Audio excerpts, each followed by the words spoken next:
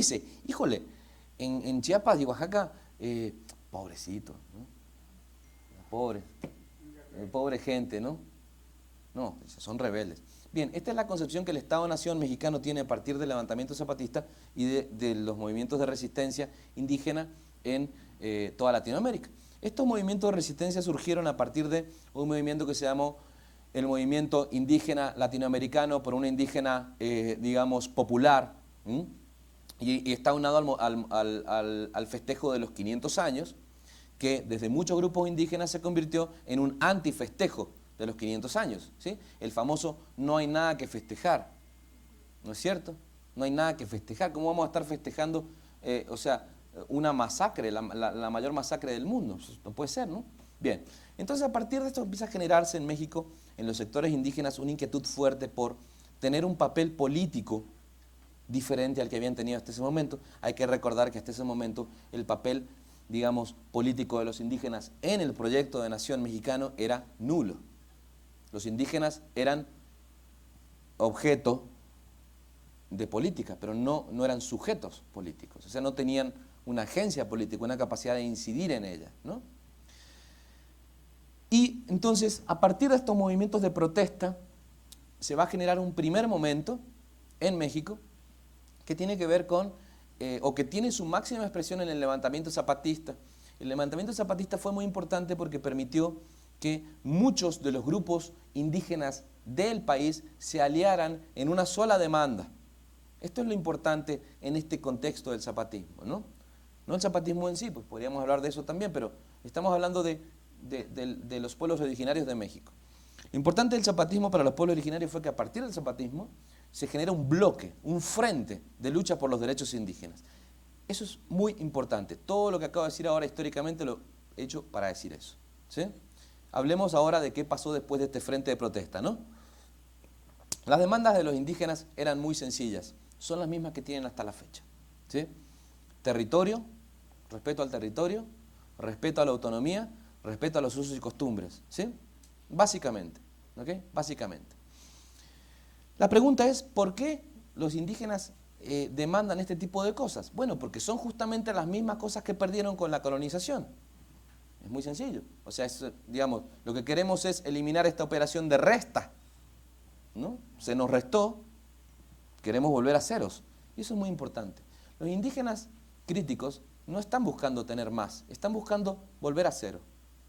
Y si no entendemos esto, no vamos a entender probablemente por qué son estos derechos los que plantea el protocolo, ¿sí? Estos derechos que plantea el protocolo no tienen como fin generar un plus de derecho, sino generar un zócalo y restituir una condición que fue vulnerada a partir de la conquista y que continuó sistemáticamente produciéndose hasta el día de la fecha, cambiando de nombre, de apellido o de ejecutor. ¿Se entiende? Entonces, primer punto, esto no es un plus de derecho. Esto es una manera de lograr que ciertas garantías que se perdieron se recuperen, ¿no? Y por eso digo que los movimientos de protesta fueron la antesala, porque fueron justamente los indígenas los que tuvieron que poner sobre la mesa el tema indígena, ¿sí? No fue el Estado el que puso este tema sobre la mesa, fueron los indígenas, ¿sí? Posteriormente a esa etapa de asistencialismo que nombraba recién, viene una etapa de resistencia, ¿no? Entonces, en ese momento, dice por ejemplo una investigadora chiapaneca que se llama Araceli Bruguet, los indígenas pasaron a ser de niños a ser la expresión de la rebeldía. Es decir, lo que pudiéramos considerar como la criminalización política del indígena, comienza en los 90 con México, ¿no? Entonces ya los indígenas, híjole, esas demandas están bien, pero y entonces va a rezar el Estado, siempre y cuando no afecten el bien del común, sí, pero a ver, ¿quién afectó a quién? Esa es la pregunta, ese es el kit de la cuestión aquí, ¿sí? Bien, esas protestas comienzan en los 90, el zapatismo aúna las protestas indígenas, y hay dos cosas que yo quisiera puntualizar muy, muy, muy claramente, porque este protocolo que estamos viendo hoy llega, como decía Aurelio, llega tarde y a propósito. Entonces voy a hablar de esas dos cosas ahora. ¿Por qué llega tarde y por qué llega a propósito? Primer punto, ¿por qué llega tarde? Llega tarde porque en el año 1995 e inclusive 1996, posterior al levantamiento zapatista que permitió que se aúnen las demandas indígenas en lo que se llamó y se llama hoy el Congreso Nacional Indígena, es decir, la agrupación que contiene a todas las organizaciones indígenas de todos los lugares de México, ¿sí? Inclusive Latinoamérica, pero en este caso hablamos de México. El zapatismo llevó esas demandas a una negociación con el gobierno mexicano y lo que planteó fue llegar a ciertos acuerdos. Estos acuerdos se conocieron con el nombre de los Acuerdos de San Andrés, ¿sí? Los Acuerdos de San Andrés Larraínza. Los Acuerdos de San Andrés planteaban ciertas demandas que son justamente las que vamos a ver planteadas aquí. Por eso quería mencionar esto. ¿Ok? Porque si no pudiera parecernos que estas son cosas nuevas que se han planteado desde el Estado. Y en realidad, no señor, estas son cosas que los indígenas han planteado ya en el año 1996. Han pasado ya un montón de años, ¿sí? Un montón de años. ¿Qué se planteaba en los acuerdos de San Andrés? Autonomía, ¿sí? Tierras, la tierra es de quien la trabaja, decían los zapatistas, ¿no? Quiero además señalar que esto que planteaban los zapatistas era, digamos, una opinión, una idea que compartían con los demás pueblos en resistencias del Congreso Nacional Indígena, ¿sí? ¿Por qué lo digo? Porque posteriormente hubo una lucha una lucha ideológica contra los grupos rebeldes, en las cuales se estigmatizaba mucho al zapatismo y se lo señalaba como grupo rebelde, ¿sí? Podemos disentir, podemos decir hasta dónde tenía derecho el zapatismo de tomar las armas, hasta dónde no, pero esa no es la discusión hoy. La discusión es que el zapatismo estaba planteando en una mesa de diálogo oficial con el gobierno acuerdos que había recogido con asambleas populares con otros grupos en resistencia. ¿Sí me entienden? Ese es el punto aquí. Ese es el punto aquí. Entonces, en los acuerdos de San Andrés se plantea que la tierra sea de quien la trabaje, respeto a los usos y costumbres, respeto a la religión, ¿sí? Posibilidad de construir agencia política por parte de los indígenas, lo que posteriormente los zapatistas llamaron la otra campaña. Eso fue un ejercicio de lo que habían pedido en los acuerdos de San Andrés. Bien, ¿qué pasó con los acuerdos de San Andrés? Nada. Punto a tener en cuenta, no pasó nada, los acuerdos de San Andrés no se firmaron, ¿sí? Si bien se hicieron mesas de diálogo, donde se creó una comisión de concordia y pacificación que se llamó la COCOPA, y eso se realizó en Chiapas, ¿no? Los acuerdos de San Andrés no se firmaron, ¿ok? Y si bien México había ratificado con Salinas de Gortari el convenio número 169 de la Organización Internacional del Trabajo, que es la que se encarga de regular los derechos de los trabajadores a nivel internacional, si bien Salinas había dicho, sí, se van a respetar, y si bien en esa declaración de los derechos de los trabajadores se plantea, además, que los pueblos originarios tienen derecho a la libre determinación, al ejercicio pleno de sus usos y costumbres, a la tierra, etc., esto no se ratificó al final, ¿sí? Es decir, se planteó una ratificación que al final no terminó en un reconocimiento pleno de ese convenio por parte de México. Entonces acá tenemos dos cosas importantes. No se firmaron los acuerdos de San Andrés, algo que los indígenas habían puesto ya casi que como que en bandeja del gobierno, nomás para que el gobierno dijera, bueno, pues va, ¿no? ¿Dónde le firmo? ¿Sí? Y tampoco el convenio internacional de la Organización Internacional del Trabajo, ¿sí? Dos cosas entonces. Eso implicó una clara falta de voluntad política para resolver el problema indígena, uno, y dos, una clara desestimación de lo que la Organización de las Naciones Unidas dice con respecto al lugar que tienen que tener los pueblos originarios por parte del Estado mexicano. ¿Se entiende?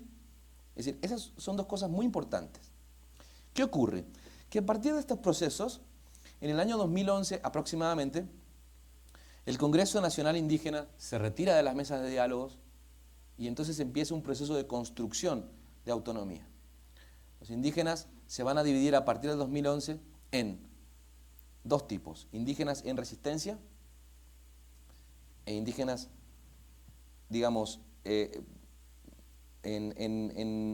pongámosle, no resistencia, ¿ok? Y otros pro oficialismo, pro proyecto nacional. ¿Sí? Eso es la situación actual de los pueblos originarios. Tenemos comunidades de pueblos originarios que son apolíticas, ¿sí?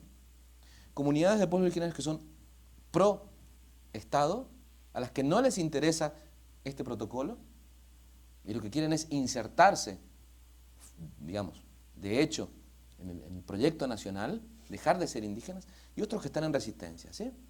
Entonces, esta es la situación actual. La pregunta es, ¿hay una lucha indígena hoy por hoy? Deberíamos decir que no. Y esto es un tercer punto que me parece muy interesante al respecto de lo que está pasando en Oaxaca, en Chiapas y en otros lugares de México. Retomando a esta investigadora que nombré recién, que es Bruguet, dice Bruguet, lo que ocurrió fue que a partir de 2011, lo que hay es un movimiento de sedimentación, es decir, no hay protestas indígenas, y esto lo pueden ver, ¿no? No tenemos a los otziles como en el 94 en protesta, no tenemos a personas protestando. Lo que hay, dice ella, es un reflujo. Cada tanto surge una protesta a nivel nacional, ¿no? Allí por Oaxaca, por Chiapas, y los indígenas dicen, epa, ¿y nosotros qué? ¿No? Pero si se ven, en estos últimos 5 años eso ha estado absolutamente ausente, por 2 razones. Una, porque a muchos ya no les interesa. 2, porque cuando están se invisibilizan o se criminalizan. Entonces, lo que está pasando con los maestros hoy es un proceso de protesta, que si bien no es indígena, ha permitido aunar a muchos sectores indígenas críticos. ¿Sí me explico? Por eso tiene tanto poder y tanta fuerza. La fuerza de los reclamos de la gente, para mí, no tiene que ver con si son legítimos o no, sino con que es una situación que genera en las demás personas de México un apoyo franco por una disconformidad con el sistema. Y como los indígenas son inconformes desde hace mucho, ya lo hemos planteado, ya se ha dicho, son muy sensibles a ese tipo de protestas. ¿Ah? Entonces, deberíamos decir que hoy por hoy los pueblos indígenas están en estas 3 posiciones. De estas 3 cosas voy a hablar, y yo quisiera hablar un poco como de el impacto que va a tener este protocolo o el que pretende tener en estos pueblos según la posición en la que estén.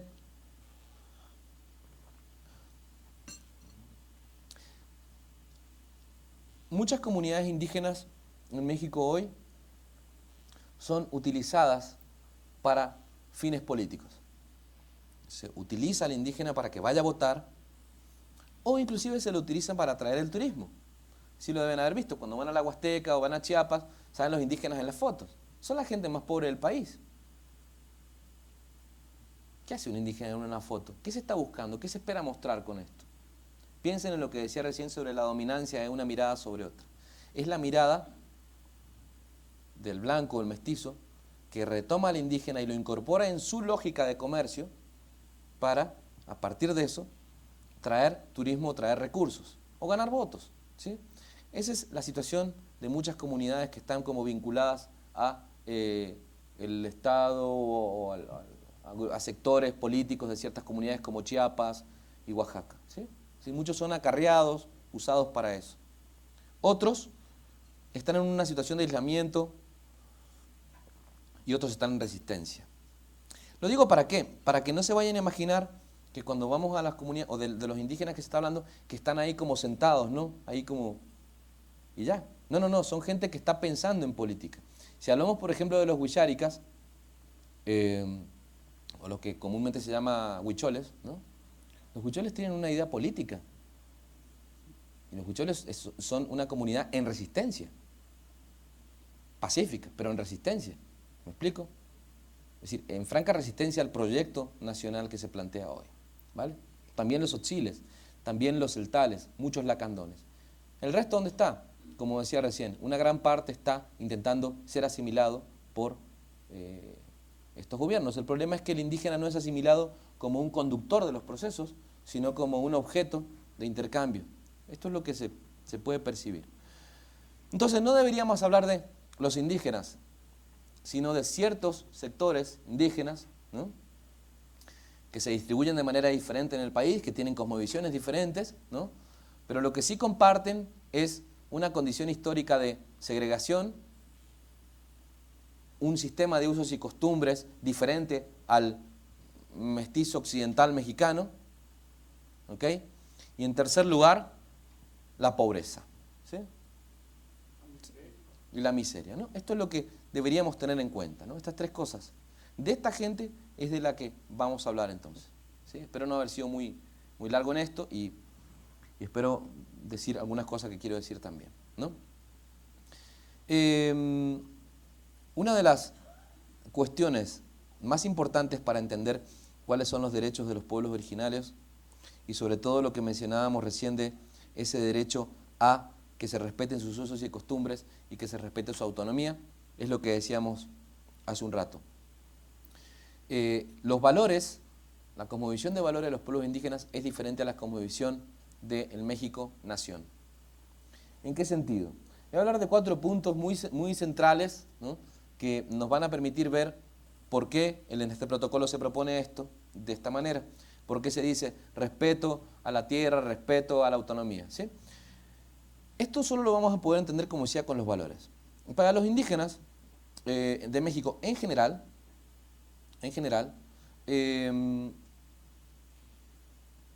la sabiduría o el saber hacer las cosas no tiene que ver con cuánto hayas estudiado, sino con si has podido demostrar que lo podés hacer. ¿Sí? Esto parece una cosa menor, porque nosotros no pensamos así, pero en el mundo indígena es muy importante. Entonces, esto nos permite hablar del papel de los ancianos.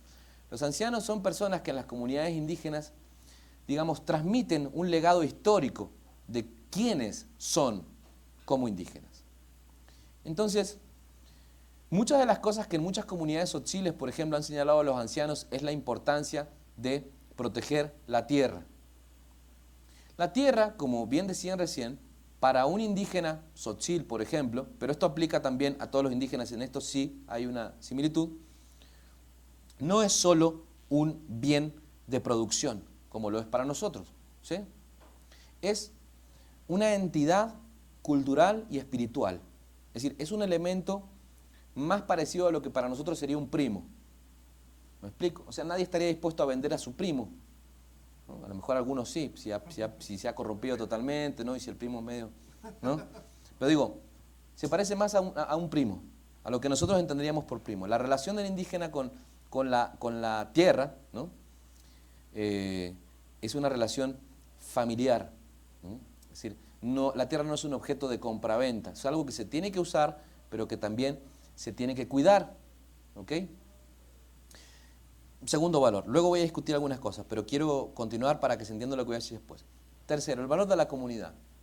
Para las poblaciones de los pueblos originarios mexicanos y de América en general, el yo o la identidad es muy diferente a la nuestra, ¿sí? Si ustedes se miran entre ustedes van a ver que todos visten diferente, ¿sí? Y eso es producto de que ustedes tienen un yo que se identifica plenamente con el cuerpo. Para un indígena, el yo es un yo extenso. Para un indígena, las barreras del yo no terminan donde termina la piel. ¿Me explico? Termina donde termina el último de todos nosotros. Por eso hay una vestimenta similar, por eso hay un lenguaje similar y por eso hay tradiciones similares. Mi hipótesis, o más bien, mi tesis es, así como ustedes se ven diferentes en su vestimenta y ven a los indígenas similares en su vestimenta, ¿sí?, así se puede decir también que eso es producto de una identidad colectiva, ¿entienden? O sea, no tienen el mismo concepto de identidad. Justamente por eso, el desarrollo que plantea México en las últimas épocas, el desarrollo, digamos, la producción, la industrialización, es algo que a los indígenas los afecta, no solamente por la tierra, sino por el sentido de comunidad que tienen, ¿sí? Ahora voy a hablar de eso. Y por otro lado, esta idea colectiva de yo implica relaciones diferentes en cuanto a la solidaridad y la defensa popular, ¿sí? Es decir, no existe una idea tal como propiedad privada en el mundo indígena como la nuestra, ¿sí? ¿Me explico? Las propiedades no son necesariamente privadas, tampoco son públicas porque no es un concepto que utilicen, ¿sí? Depende más bien de la utilidad. Podríamos decir que para ellos las propiedades son útiles o inútiles, ¿sí? ¿Están o no están? ¿Se entiende? Por eso mismo, el concepto de desarrollo No tiene nada que ver con la manera de entender el mundo de un indígena. ¿Se entiende? O sea, que eso es lo que planteaba yo al principio, que si nosotros no entendemos que son dos miradas diferentes en un mismo territorio, no podemos entender por qué se plantean ciertos cambios, ¿no? Bueno, habiendo dicho esto, entonces quiero hablar de 4 problemas que van a afectar a las comunidades indígenas y que tienen que ver con estas, estos valores que se están planteando aquí. Y por último, quiero hablar de algunos puntos principales que plantea el protocolo y cómo esos puntos cubrirían esas demandas o no, y también qué podemos hacer desde el campo de las ciencias sociales, de las ciencias, ¿no? Del derecho, con las personas, digamos, que estamos trabajando en esto en general, para aportar a que esto sea posible, ¿sí? Desde luego que, como verán, yo no voy a sostener al final que nosotros somos los que lo vamos a hacer, ¿no? Es obvio que voy a decir que van a ser ellos mismos pueblos los que van a decidir quién le va a entrar y quién no le va a entrar, a quién van a dejar y a quién no, ¿sí? Eso ya se puede anticipar en lo que acabo de decir. Bien, un primer problema que está afectando a las comunidades indígenas es la idea de desarrollo que se está planteando hoy en México. Es decir, esta idea de la industrialización de los cultivos, por ejemplo, que afecta a muchas personas del sur y del norte, ¿no? Un gran problema que tienen los indígenas hoy en México es Monsanto, ¿sí? No sé si conocen un poco, pero Monsanto es una empresa que fabrica semillas transgénicas. El problema es que las tienen que comprar, ¿no? Eso lo que hace es que vos como indígena pobre no puedas sembrar tu pedacito de tierra y vivir con eso, porque entonces ahora vos tenés que tener mucho dinero para invertir, además de los problemas ecológicos que provoca Monsanto, que es una destrucción de la tierra, etcétera, ¿no? Pero no voy a hablar de la ecología ahora, quiero hablar del problema económico. Al no poder sembrar la tierra y poder vivir de eso y venderlo en el mercado como pasa en San Cristóbal de las Casas, la única opción que te queda es ser un empleado de alguien que tenga más. ¿Sí se entiende, no? Es algo muy, muy claro, ¿no? Bien, entonces podemos decir que hay una tensión entre estos proyectos de desarrollo masivo y el mundo indígena, porque en el mundo indígena no existen empleados como tales. El mundo indígena se caracteriza por un sistema de consumo y trabajo familiar. Digamos que son pequeñas empresas familiares las que manejan los indígenas. ¿Sí se entiende lo que para nosotros sería eso? Entonces, ahí no solamente estamos rompiendo el tejido económico, sino el tejido familiar y social de los indígenas. Sí se ve por qué, ¿no? O sea, yo quisiera como explicar claramente lo que estoy diciendo y que no sea como, a mí se me ocurre esto, sino como, a ver, si se entiende el por qué esto produce esto otro, ¿no? Si se entiende por qué la mega, ¿no?, minería o la mega producción de agricultura rompe un poco la vida indígena, porque son empresas familiares y porque si hay, por ejemplo, transgénicos, las personas no pueden volver a sembrar y tienen que ser necesariamente empleados de otros, entonces tienen que dividirse como familias. ¿Sí? Miren el punto. En segundo lugar, ahora sí, hablando de lo ecológico, este tipo de megaproyectos, este tipo de rutas que atraviesan comunidades, rompe con la dinámica espacial de la vida indígena, ¿sí? Es decir, divide el contexto de vida en 2 partes o 3 partes, lo industrializa y lo viola. Para un indígena esto es una violación, en definitiva, a la madre tierra, dirían ellos, ¿no? Además de eso, habría que hablar, pues, de la contaminación que produce, ¿no?, del usufructo que se pretende hacer de la tierra, y de los problemas que nos va a cargar no solamente a los indígenas, sino también a nosotros, ¿sí? Y eso lo han dicho muchas veces los indígenas, inclusive las abejas de Acteal, de las que voy a hablar ahora, lo han dicho, ¿no? Han dicho, nosotros no solo debemos cuidar el mundo porque digamos, nos vaya a perjudicar a nosotros, ¿sale?, los indígenas, sino que también les va a perjudicar a ustedes, ¿no? Entonces, eso es un segundo punto. El valor de la comunidad, ya hablé un poquito de eso. Y por último, la solidaridad y defensa popular. La respuesta a esto, o más bien, yo quisiera hablar ahora de, entonces, ¿qué han hecho? ¿No? Yo he dicho,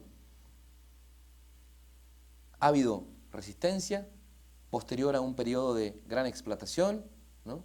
Aurelio ha hablado recién de la pobreza, de cómo se violentan derechos humanos básicos, de cómo se puede observar que los índices de marginación y miseria son más altos, y esto obviamente da cuenta del lugar en el que están ubicados, de que esto no es una teoría digamos, sociológica o antropológica o política, sino que es una realidad.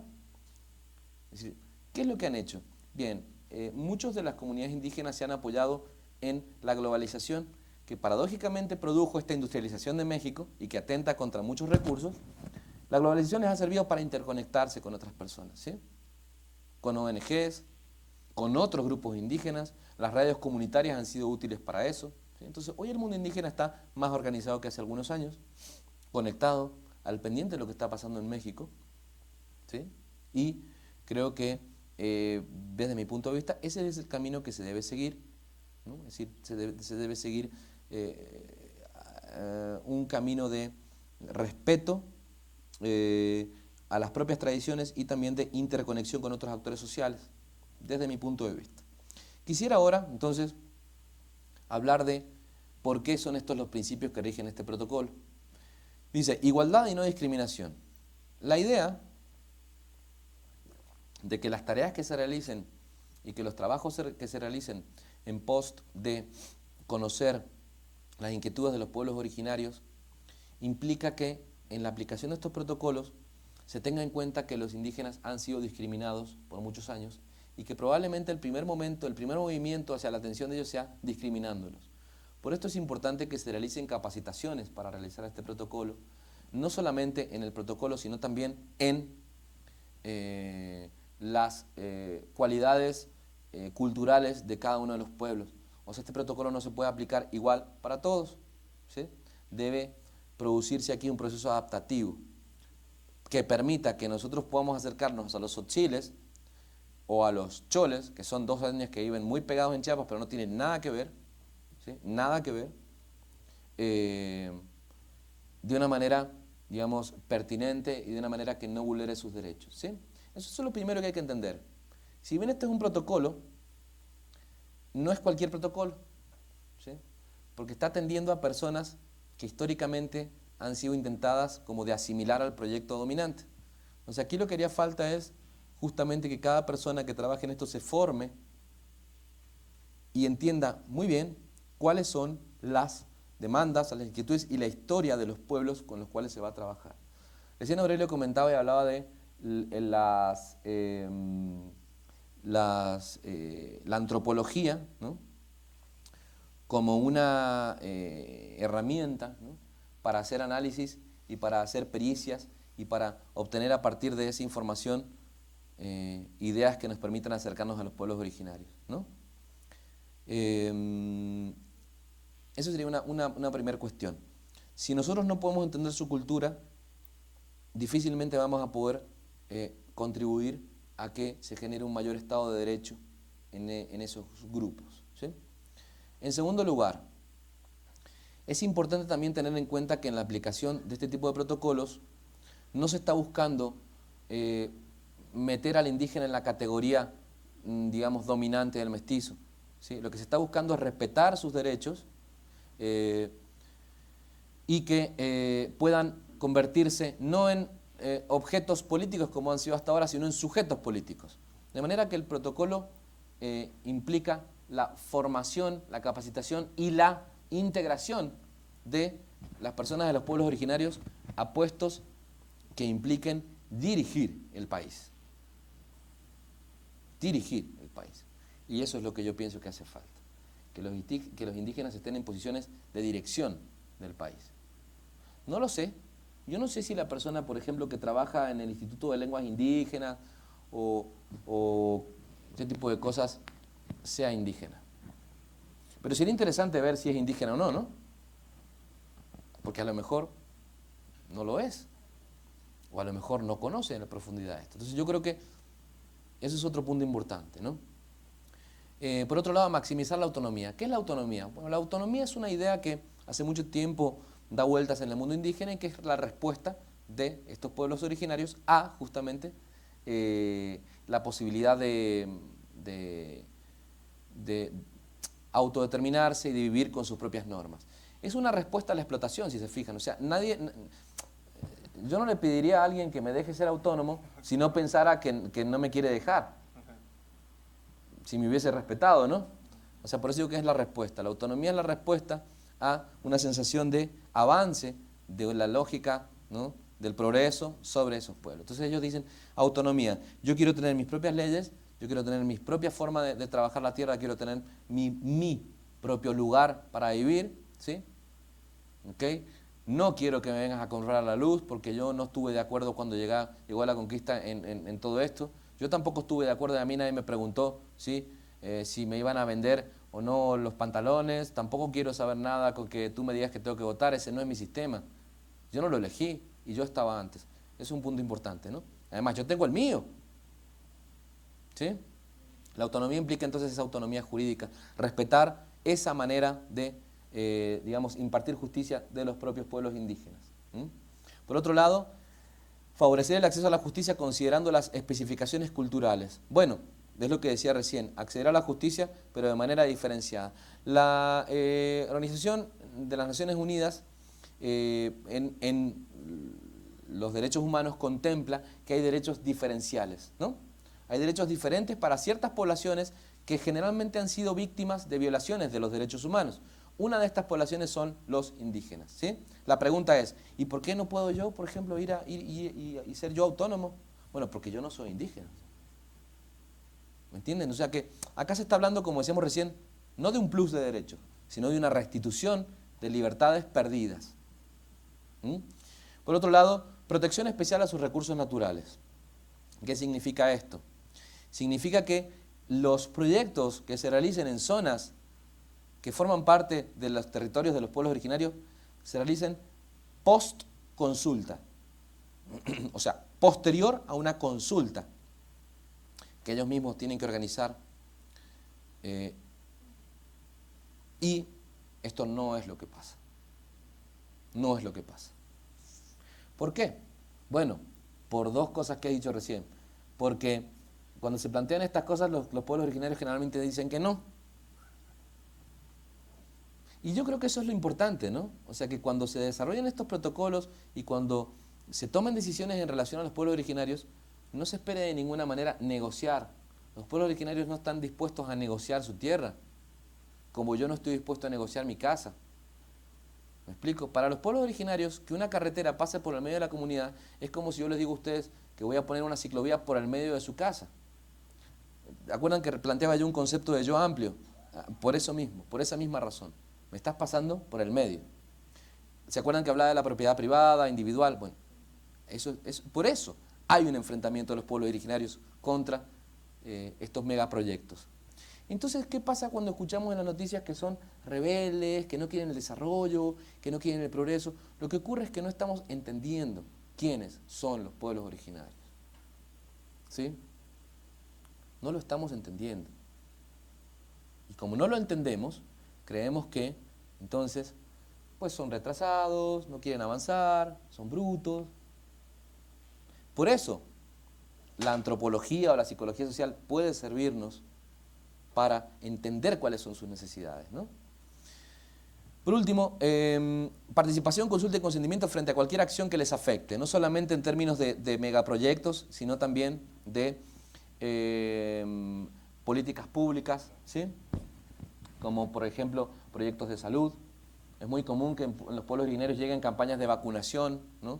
Y que a la gente se les dé remedios muchas veces sin consultar si esos remedios les son útiles o si ellos tienen sus propios remedios, porque los pueblos originarios tienen su medicina, ¿sí? Entonces muchos de ellos ya tienen una forma de curar enfermedades. ¿Por qué no mejor potenciar esa medicina? ¿Por qué no mejor enseñar esa medicina? ¿No? ¿Se entiende lo que digo, no? Entonces, finalmente, ¿con qué quisiera yo concluir al menos esto que dije hoy? Y aquí yo quisiera darle también el espacio a Aurelio para que pueda comentar junto conmigo las estrategias que podemos trabajar desde las ciencias sociales, ¿no? Nosotros siempre hemos pensado, ¿no?, que las ciencias sociales deben servir para el desarrollo, ¿no?, de inteligencia social, ¿no? Y entonces que esto permita la transformación social, ¿no? Entonces quisiera como decir, en síntesis, que creo que la primera cuestión sería Para aplicar un protocolo de este tipo vamos a tener que recibir una capacitación y una capacitación que va a provenir de los pueblos originarios, señores. ¿Sí se entiende lo que digo, no? O sea, nadie pretenda ir a explicarle nada a los pueblos originarios. Más bien, ustedes deben ser enseñados. Porque si no estamos reproduciendo el paternalismo y la injusticia. Entonces, es decir, este protocolo se trata de escuchar más que de decir. Uno, vamos a tener que escuchar a los demás, ¿sí? Sobre todo a ellos. Y vamos a tener que ser alumnos para poder aportar algo. En segundo lugar, no se trata de dejar de ser indígena, ¿sí? Y sumarse al tren del desarrollo. Se trata más bien de nosotros sumarnos y tratar de aprender su propio concepto de desarrollo, ¿sí? Y en tercer lugar, esto va a tener que generar fuertes y fortísimas discusiones con el proyecto nacional. Fortísimas. Ese es el reto, ¿no? Ese es el reto. Eso es lo que yo quisiera terminar diciendo y nada, les doy muchas gracias. Antes que concluya, doctor, ¿hay proyecto nacional? Sí. Sí, claro. ¿En serio? No lo decidimos nosotros, tal vez, pero ¿de qué claro, hay? Sí. Pues yo... El Estado en sí es un proyecto. O sea, es decir, no estamos hablando de que sea un buen proyecto nacional, ni un proyecto nacional muy pensado. Es decir, pero sí hay una idea de hacia dónde tiene que ir México. ¿Sí? ¿Y esa, claro que sí. Y bajo su perspectiva, así, institucionalmente, ¿cómo se tiene conceptualizado hacia dónde tiene que ir México? O sea, porque yo solamente he visto que el proyecto nacional es el sometimiento a las políticas mundiales. Yo lo que diría es que el proyecto nacional mexicano se puede sintetizar básicamente en ir cada vez más al norte, ¿sí? Es decir, tratar de asimilar lo más que se pueda a las políticas norteamericanas, estadounidenses, alejarse lo más que se pueda de la Latinoamérica, tanto en el discurso interno como externo, o sea, no parecernos para nada a Latinoamérica y sí en lo más que se pueda a Estados Unidos. Siguen siendo las políticas de 1992, es decir, integrar a México al mercado global. Ese es el proyecto hoy de México. Y eso creo que está claro como el agua. De hecho, se dice abiertamente. Sí, claro. Debemos poner a México en un nivel de competitividad. ¿Que eso está mal? No necesariamente está mal, ¿sabe? No necesariamente está mal. Lo que ocurre es que una cosa es imponer y otra cosa es consultar. Lo interesante sería que el proyecto nacional mexicano saliera de una consulta popular genuina y fuerte. De la nación. Ese es aquí el punto. No digo que esté mal o bien el proyecto, sino sería caer en un sesgo enorme, no sé. Pero sí hace falta una gran consulta popular y creo que este protocolo es una excelente herramienta para empezar a preguntarle a los pueblos originarios qué necesitan, qué quieren, ¿no? Y hacia dónde quieren ir, ¿sí? Y que se integren, como decía, al ejercicio pleno de sus libertades, pero desde un papel de sujetos políticos. Eso es muy importante, creo yo. Eso es lo que yo pudiera decir, ¿no? Pues es que no solamente a los indígenas, o sea, bueno, a los autóctonos, sino pues al pueblo mexicano, porque realmente nos tratan como objetos y no nos tratan nos maltratan como objetos, ¿sí? Entonces el decir, yo sí diciendo con usted, porque un proyecto implica ir hacia algo positivo, ¿no? Y yo veo políticas, pero no proyecto. Yo veo políticas estructurales que van hacia el aspecto del neoliberalismo, ¿no? O sea, y que se han conducido para allá. Verbigracia, las minas, no hay una sola mina ni de oro, ni de plata, ni de cobre, ni de lata, de ningún tipo, que sea de mexicano alguno, ¿no? Todas son como interpósitas personas, los canadienses, y que van a parar a la reina Chabela de Inglaterra, ¿no? Precisamente ahí es donde está la consecuencia de que ya Inglaterra no vaya con el proyecto de Europa, ¿no? ¿Sí? El abuso que están haciendo sobre los pueblos latinoamericanos, ¿sí? Entonces, si nosotros decimos que ese es un proyecto de nación, yo creo que no. O sea, ¿por qué? Porque el proyecto de nación debería de ser positivo, y propositivo para el bienestar del ciudadano, o sea, del indígena, mestizo, inclusive el inglés que vive en México, el francés que vive en México, ¿sí? Debería de estar bien, de manera digna, tener una vida digna, ¿sí? Acá cabría plantearnos, ¿no?, a partir de lo que dice usted, esto, ¿no? Si los proyectos de nación son nacionales, ¿no? O sea, si los proyectos de nación, ¿cuán nacionales son? ¿Cuán populares son? ¿Cuánta consulta previa implicaron, no? Pues entonces no son proyectos de nación, son políticas. Bueno, yo creo que acá la pregunta es más bien el proyecto de quién. Maestro, pero es que ahí es donde nace pues la idea del hombre blanco a la mexicana, porque decimos que a lo mejor el europeo, el extranjero que sea, quiere a México sin los mexicanos, pero es que hay mexicanos que quieren a México sin el resto de los mexicanos, ¿sí? También. Y entonces sí tenemos un proyecto de nación.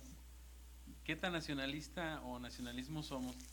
Pues no, porque es el proyecto de nación de ese grupo, de la mirada del hombre blanco mexicano. Vamos, voy a poner una referencia o una diferencia. En Alemania, decir que un alemán es malo es decirle a los alemanes que todos son malos. O mentarle la madre a los alemanes es mentarle la madre a la nación alemana.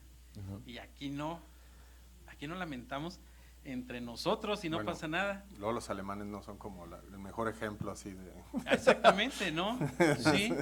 Sí. Y entonces yo creo que sí hay un proyecto de nación.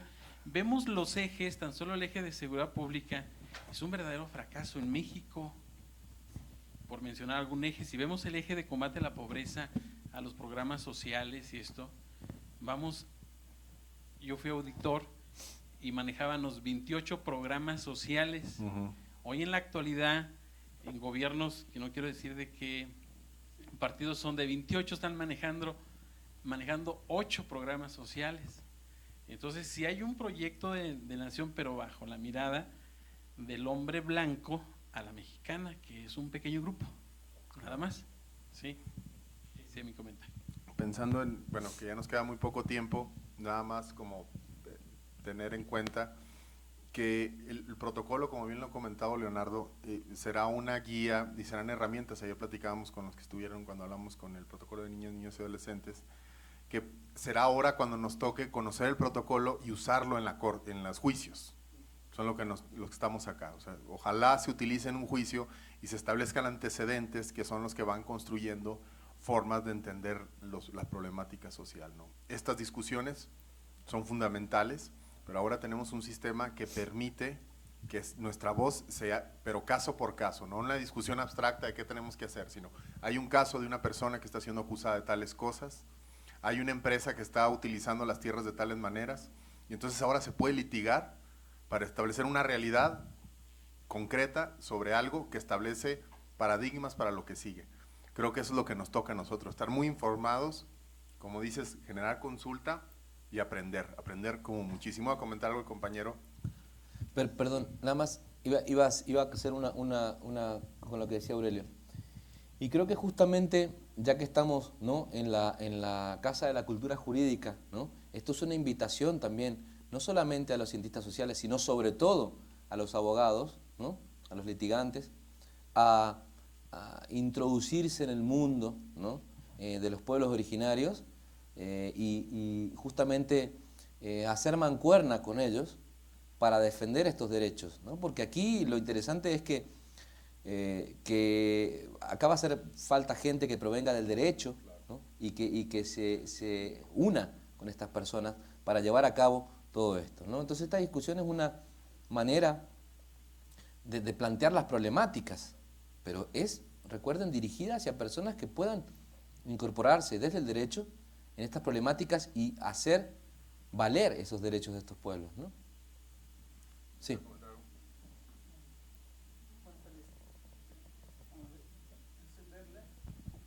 Buenas tardes.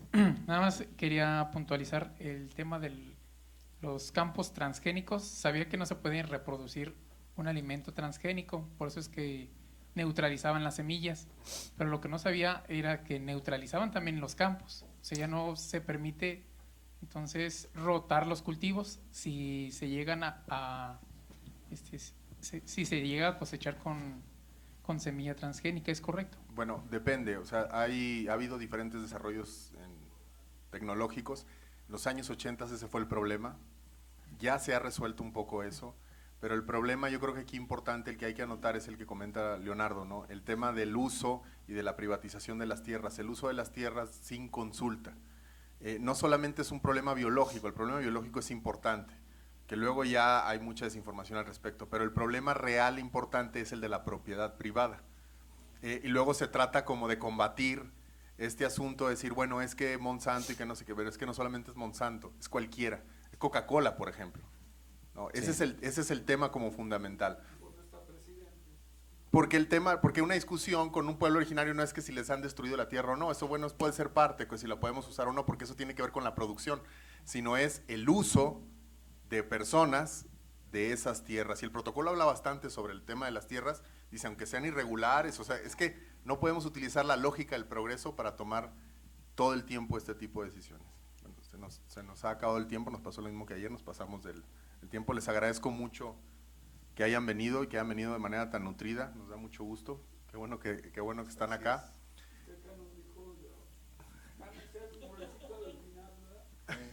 Ahorita ya vamos para el mole. Muchísimas gracias. Muchas gracias. Pues muy bien, espero que hayan... No, sí me da gusto porque estos temas son complicados, es decir, es casa de la cultura jurídica, pero tratamos de dar diversidad de temas. Sin embargo, cuando ponemos un tema de penalidad oral, bueno, me dicen de cosas porque los 300 que vienen no caben, ¿no? Pero hablamos de indígenas, de mujeres, de niños, y cuesta más trabajo, entonces sí me da gusto verlos con el interés. Muchas gracias. Y bueno, pues ahora sí vamos a darle las gracias al doctor Leonardo González Torres y al maestro Aurelio Israel Coronado Mares. Denles un fuerte aplauso. Gracias. Al contrario, muchas gracias. Muchas gracias. Gracias. Gracias. También comentarles, el próximo martes, esta presentación del protocolo, forma parte de una serie de actividades que estamos haciendo sobre los derechos de los indígenas. Entonces, el próximo martes vamos a tener un análisis por videoconferencia, Néstor, de un asunto resuelto de la Suprema Corte, pero ¿sabes cuál es? Todavía no lo dicen. Es un amparo en revisión. ¿De qué, perdón? Así es, va a ser ese. Y lo van a ver el doctor Lara Chagoyán, ¿verdad? ¿Sí le toca a él? No es cierto, perdón, es una crónica, es decir, un cronista de la Corte va a explicar el asunto y cómo llegó a la resolución la Corte. Es por videoconferencia y es el próximo martes a las 6 de la tarde. Aquí los esperamos. Y por último, ya están sus diplomas para que los recojan, ¿correcto? Buenas tardes y muchas gracias.